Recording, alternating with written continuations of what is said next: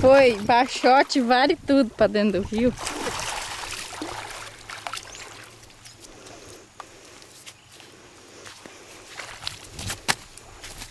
Vem cá, vamos filmar o peixe, tá com medo de fugir.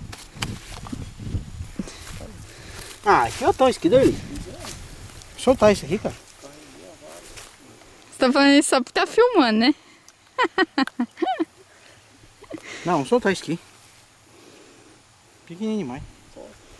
Solta ali, só não pega o maior. Filmou? Beleza? Bicho. Ah, deixa a vara. Dá um tchauzinho aí, tio. Olha o meu peixe lá. Vou filmar o peixe do tio. Esse aqui é a mãe do que o baixote pegou. Ah, Será que eu vou perder minha vara, tá vendo? mas você ficou dormindo lá em vez de pegar logo? Isso aqui é o que eu peguei. Tamanho da criança, ó.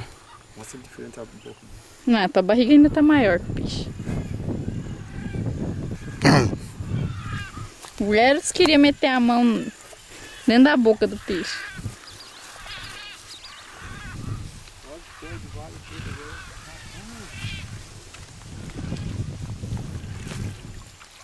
Calma, eu joguei isso. Filma o nosso freezer aqui, ó. Hã?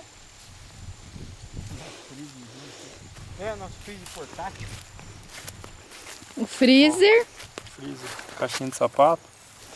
Fechar o freezer. Abrir o freezer. Cadê o gelo desse freezer?